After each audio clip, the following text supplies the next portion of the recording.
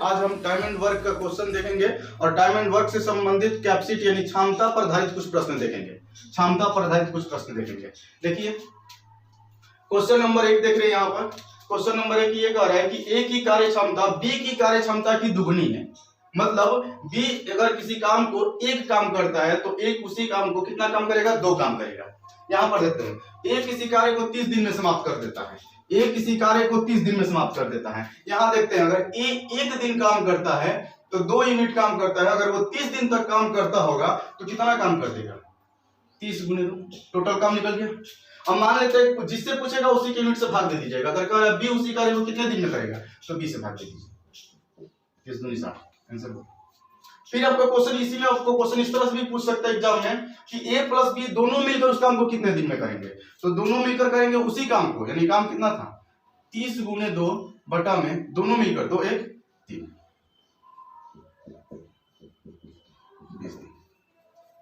Question number 2 की तरफ बढ़ते हैं। क्वेश्चन नंबर 2 में देखिए इस तरह से क्वेश्चन पूछेगा, कहेगा ए की कैपेसिटी यानी ए की कार्य क्षमता बी की कार्य क्षमता का 3/2 है। ए की कार्य क्षमता बी की कार्य क्षमता का 3/2 है। मान लेते हैं बी की कार्य क्षमता 2, यहाँ बी का 2 लिख दिया, बी की जगह 2 लिखेंगे, 2 से 2 कट जाएगा, ए की कार्य क्षमता 3 हो जाएगा। अब यहाँ पर क्वेश्चन दे दिया है कि बी जो है बी किसी कार्य को 60 दिन में समाप्त कर देता है। हम पकड़ेंगे बी एक दिन में कितना काम करता है, बी एक दिन में 3 यूनिट काम करता है।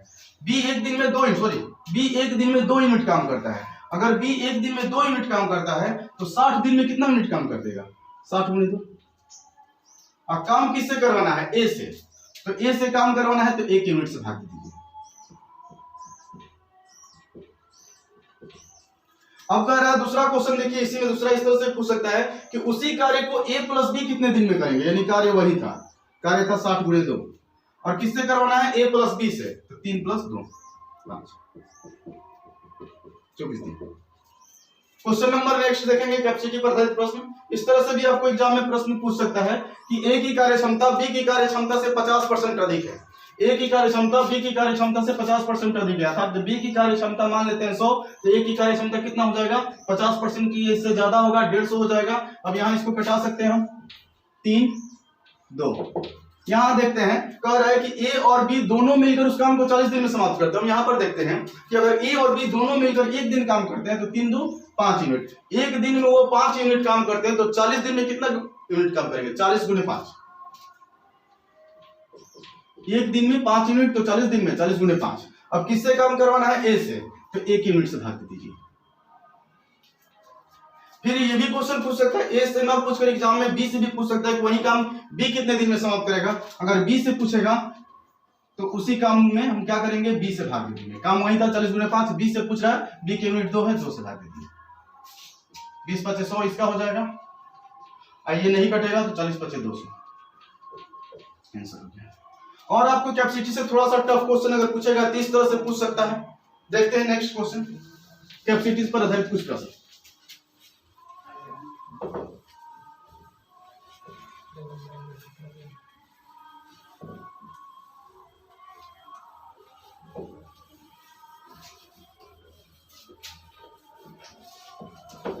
नेक्स्ट क्वेश्चन इस तरह से आपको इंपॉर्टेंट क्वेश्चन ये वाला, कहेगा ए की कार्य क्षमता बी की कार्य क्षमता की तिगुनी है।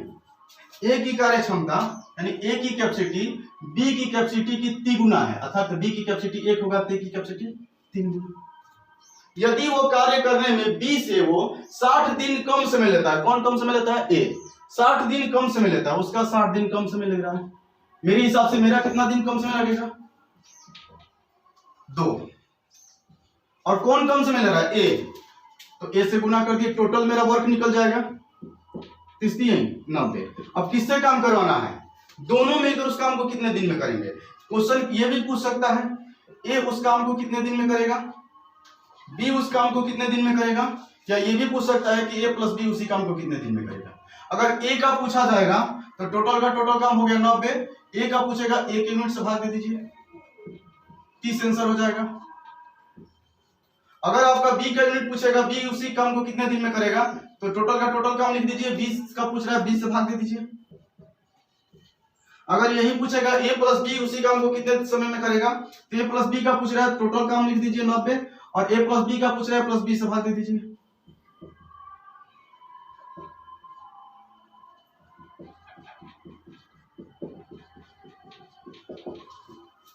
समाप्त। अब इसके बाद कैपेसिटी पर आधारित कुछ प्रश्न और देखते हैं, थोड़ा सा टफ क्वेश्चन। नेक्स्ट क्वेश्चन, ये इंपॉर्टेंट क्वेश्चन है। इस क्वेश्चन को 5 मेथड से बना सकते हैं। हमेशा एग्जाम में ये पूछता है इस तरह से क्वेश्चन, 3 मैन अथवा 6 लड़के किसी काम को 24 दिन में समाप्त कर देते हैं। ध्यान से समझिएगा, मैथमेटिक्स का कुछ वर्ड होता है, उस वर्ड पर आप टेक कर कीजिएगा। अगर किसी प्रश्न में आपको अथवा का जिक्र हो तो अथवा का अर्थ होता है बराबर, या का जिक्र हो तो उसका भी अर्थ होता है बराबर, लेकिन अगर आपके प्रश्न में और का जिक्र होगा तो उसका अर्थ होता है प्लस, और तथा का जिक्र हो तो उसका अर्थ होता है प्लस। अब यहां पर देखेंगे, 3 आदमी अथवा 6 लड़के किसी कार्य को 24 दिन में समाप्त कर सकते हैं, तो 6 आदमी प्लस 4 लड़के उसी काम को कितने दिन में समाप्त करेंगे?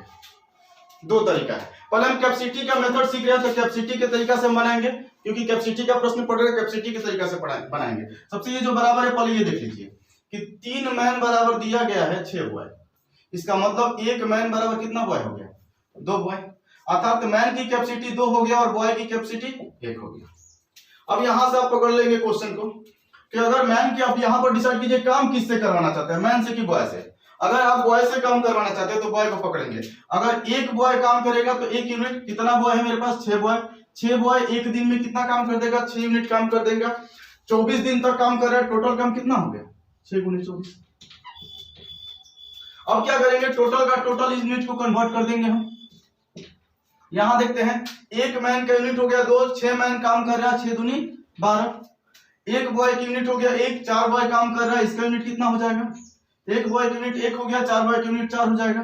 12 4 16 कटा देंगे, 8 दूनी 16 और 3 का 24, 2 3 6, 3 का 9, बन गया।